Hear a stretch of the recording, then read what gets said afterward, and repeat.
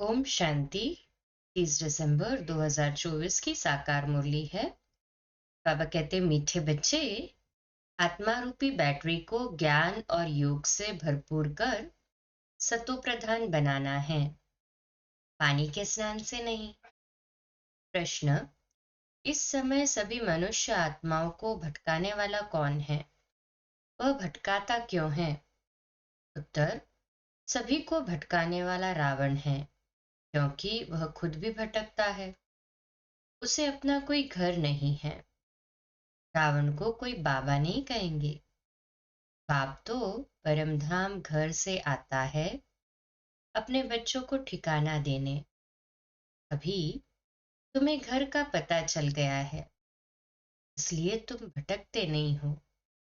तुम कहते हो हम बाप से पहले पहले जुदा हुए, अब फिर पहले पहले घर जाएंगे। सतयुग में आए तो परमधाम से सबसे पहले नीचे उतरे, बाबा से सबसे पहले जुदा हुए। ओम शांति। मीठे मीठे बच्चे यहाँ बैठकर समझते हैं, इनमें जो शिव बाबा आए हैं, अर्थात ब्रह्मा बाबा में जो शिव बाबा आए हैं, कैसे भी करके हमको साथ घर जरूर ले जाएंगे। वह आत्माओं का घर है ना, परम धाम है। हाँ जी बाबा। तो बच्चों को जरूर खुशी होती होगी।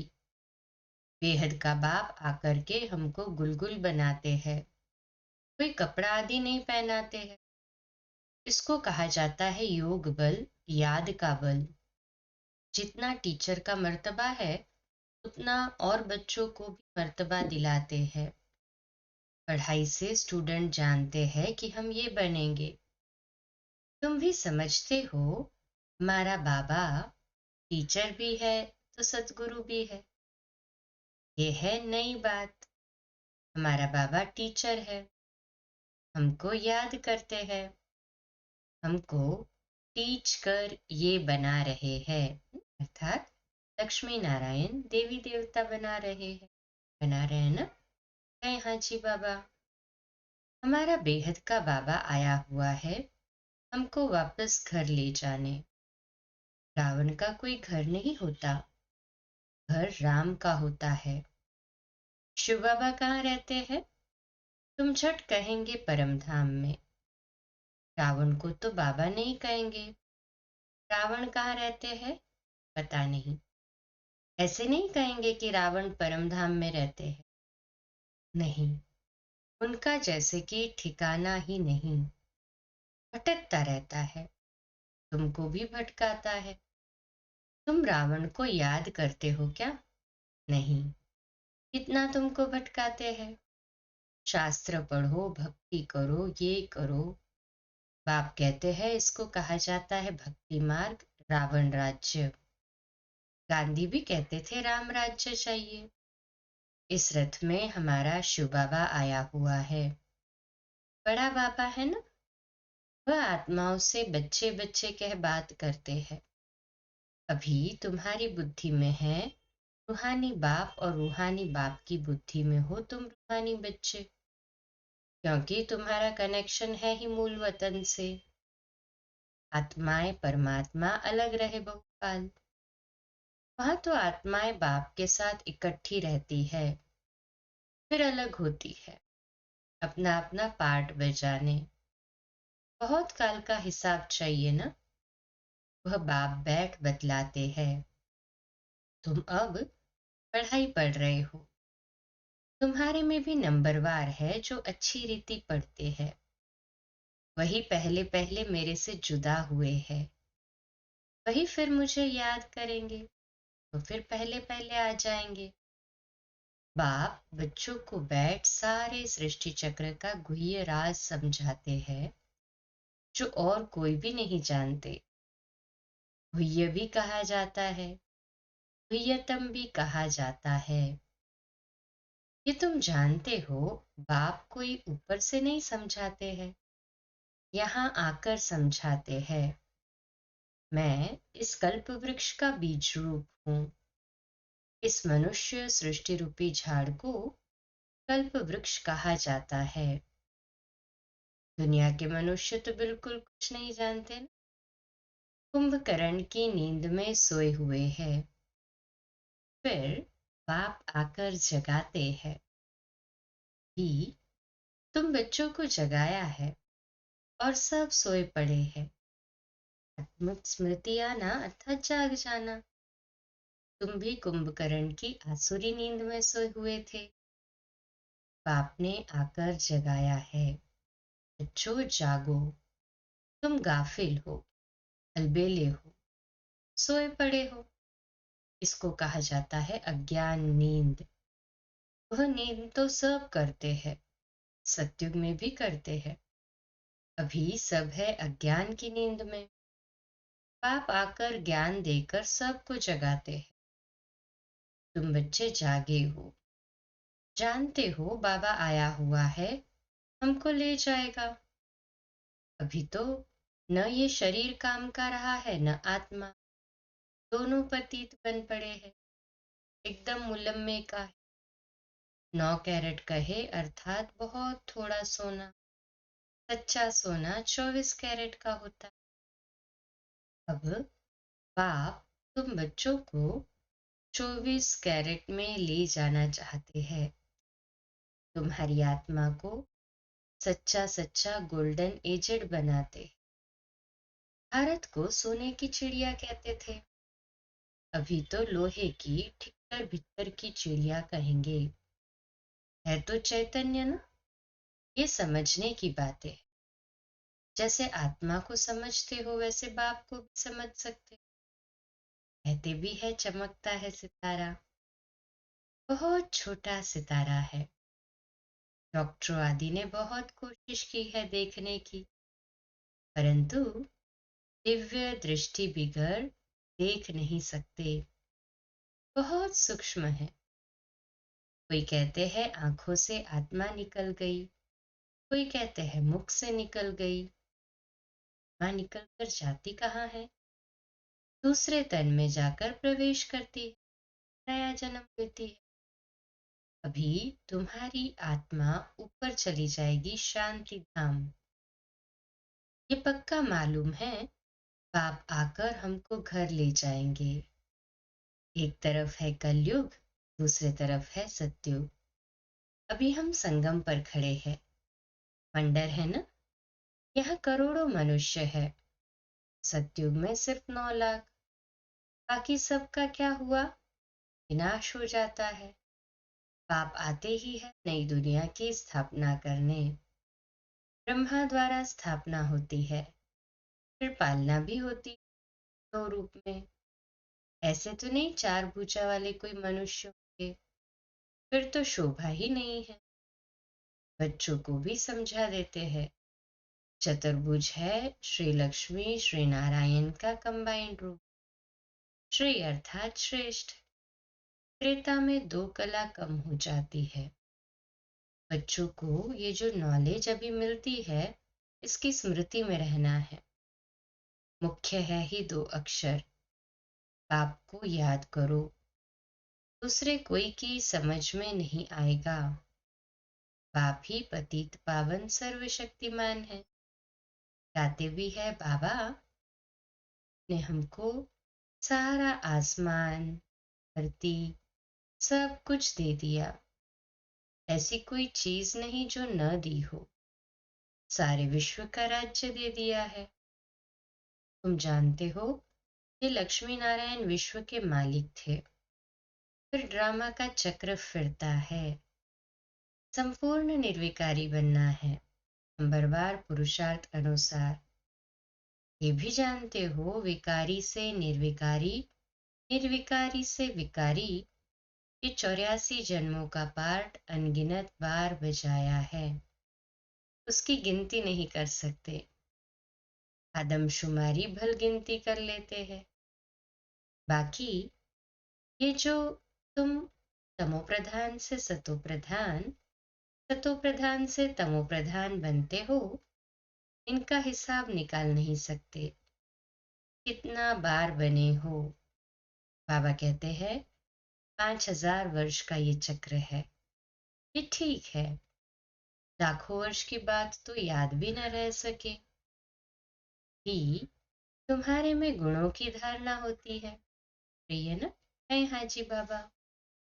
ज्ञान का तीसरा नेत्र मिल जाता है। इन आंखों से तुम पुरानी दुनिया को देखते हो।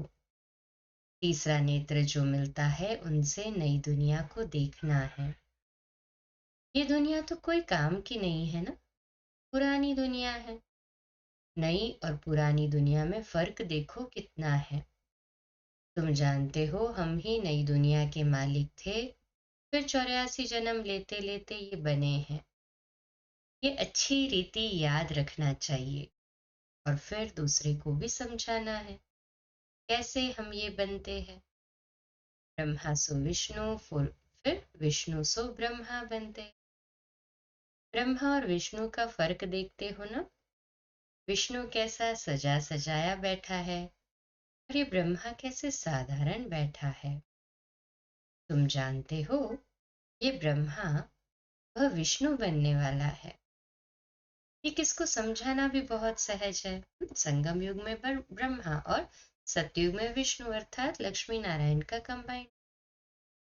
ब्रह्मा विष्णु शंकर का आपस में क्या संबंध है तुम जानते हो। ये विष्णु के दो रूप लक्ष्मी नारायण है।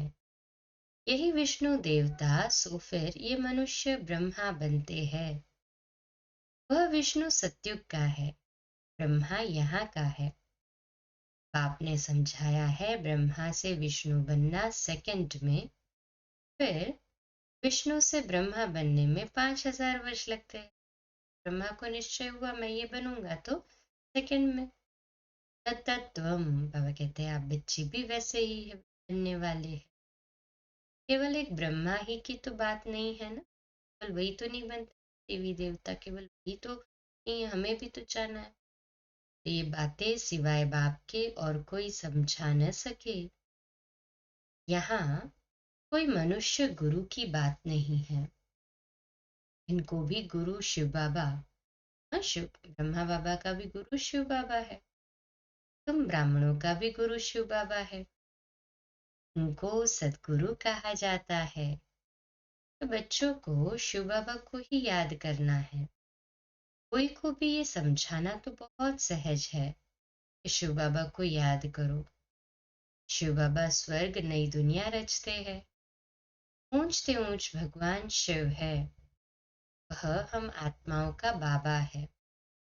भगवान बच्चों को कहते हैं मुझ बाप को याद करो। याद करना कितना सहज है। बच्चा पैदा होता है और झट माँ माँ उनके मुख से आप ही निकलता है। माँ बाप के सिवाय और कोई पास नहीं जाएगा। माँ मर जाती है फिर और बात है। पहले है माँ और बाप, फिर पीछे और मित्र संबंधी आदि होते हैं। उसमें भी जोड़ी जोड़ी होगी। चाचा चाची दो है ना।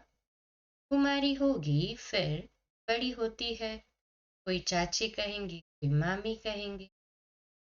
अभी तुमको बाप समझाते हैं तुम सब भाई भाई हो, बस और संबंध कैंसल करते हैं।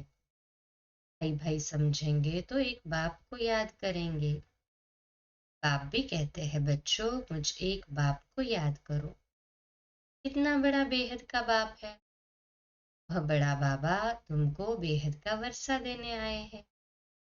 घड़ी घड़ी कहते हैं मन मना भव अर्थात आत्मा समझ के मुझ एक बाप को याद करो। न सभी बाबा की याद में है हाजी बाबा। अपने को आत्मा समझ बाप को याद करो, ये बात भूलो मत। देह अभिमान में आने से ही भूल जाते हैं। पहले पहले तो अपने को आत्मा समझना है। हम आत्मा सालिग्राम है और एक बाप को ही याद करना है। बाप ने समझाया है मैं पतित पावन हूँ। मुझे याद करने से तुम्हारी बैटरी जो खाली हो गई है वह भरपूर हो जाएगी। तुम सतो प्रधान बन जाएंगे। पानी की गंगा में तो जन्म जन्मांतर गुटखा खाया है लेकिन पावन नहीं बन सके।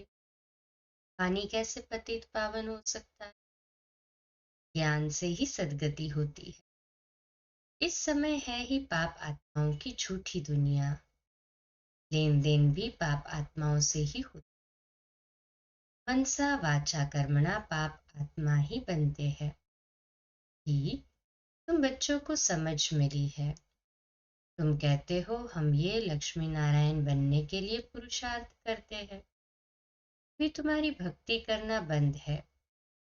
ध्यान से सद्गति होती। ये देवताएं सद्गति में है ना? कहे हाँ जी बाबा। बाप ने समझाया है ये बहुत जन्मों के अंत में है। बाप कितना सहज समझाते हैं। तुम बच्चे कितनी मेहनत करते हो, कल्प कल्प करते हो। पुरानी दुनिया को बदल नई दुनिया बनानी है। कहते हैं ना भगवान जादूगर है, रत्नागर है, सौदागर है। जादूगर तो है ना, पुरानी दुनिया को हेल से बदल हेवन बना देते। ना जादू है, अभी तुम हेवन के रहवासी बन रहे हो। जानते हो अभी हम हेल के रहवासी है। हेल और हेवन अलग है। 5000 वर्ष का चक्र है। लाखों वर्ष की तो बात ही नहीं। ये बातें भूलनी नहीं चाहिए। वानुवाच है न, कोई जरूर है जो पुनर्जन्म रहित है। श्री कृष्ण को तो शरीर है, शिव का है नहीं। उनको मुख तो जरूर चाहिए ना। हमको सुनाने के लिए आकर पढ़ाते हैं ना। रामानुसार सारी नॉलेज ही उनके पास है। वह सारे कल्प में एक ही बार आते हैं सुखधाम को सुखधाम बनाने। सुख शांति का वर्षा जरूर बाप से मिला है। तब तो मनुष्य चाहते हैं ना बाप को याद करते। बाप ज्ञान देखो कैसे सहज रीति देते हैं। यहाँ बैठे भी बाप को याद करो, काजोली याद करो तो भी मन मना भवी। काजोली अर्थात जो सारा सृष्टि चक्र है ना, देवी देवता। सबके पहले सूर्यवंशी थे, फिर देवता के बाद में क्या बने, क्षत्रिय, फिर वैश्य, फिर शूद्र, फिर ब्राह्मण। ये बाजूली है। ये भी मन मना भव है। ब्राह्मण बने तो ऑटोमेटिकली कौन याद आएगा, बाबा। बाप ही ये सारा ज्ञान देने वाला है। हम कहेंगे हम बेहद के बाप के पास जाते हैं। बाप हमको शांति धाम सुख धाम ले जाने का रास्ता बताते हैं। यहाँ बैठे घर को याद करना है।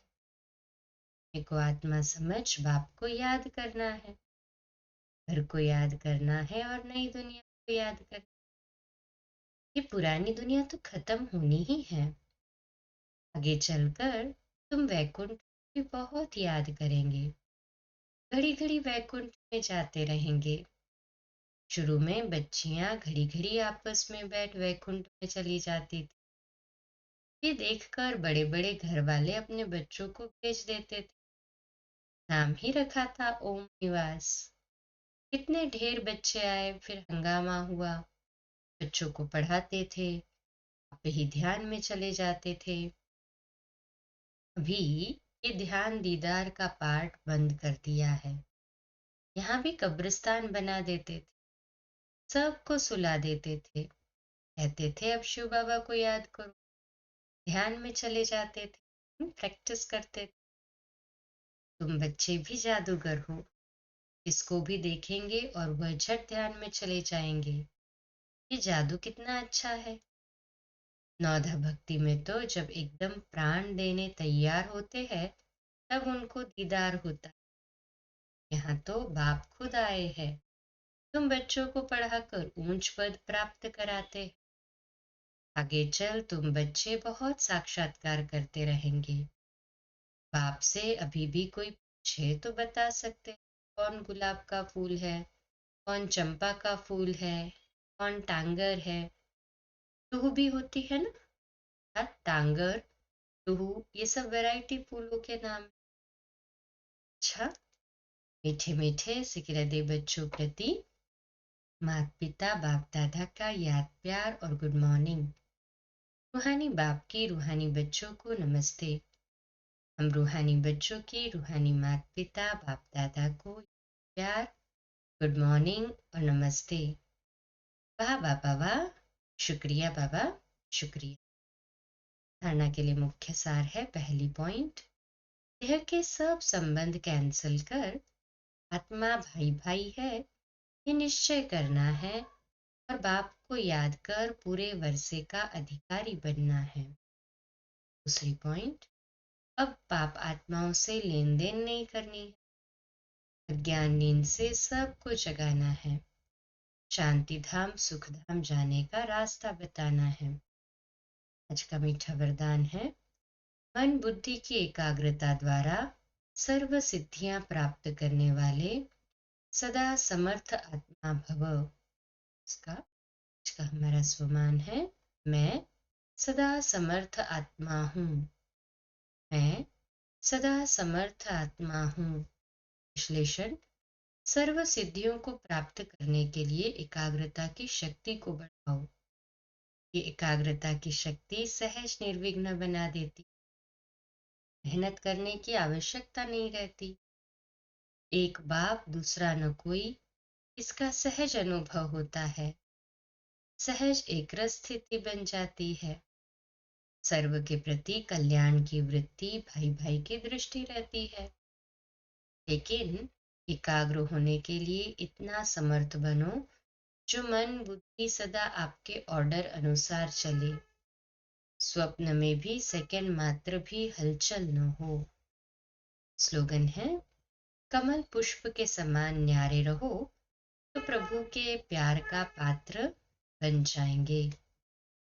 व्यक्ति इशारा है आज का, तपस्या का अर्थ ही है संतुष्टता की पर्सनालिटी नयन चयन में, चेहरे में, चलन में दिखाई दे। संतुष्ट मणि अर्थात बेदाग मणि। संतुष्ट आत्मा सदा प्रसन्न चित्त स्वयं को भी अनुभव करेगी और दूसरे भी प्रसन्न होंगे। यथार्थ अनुभव द्वारा संतुष्ट आत्मा बनो।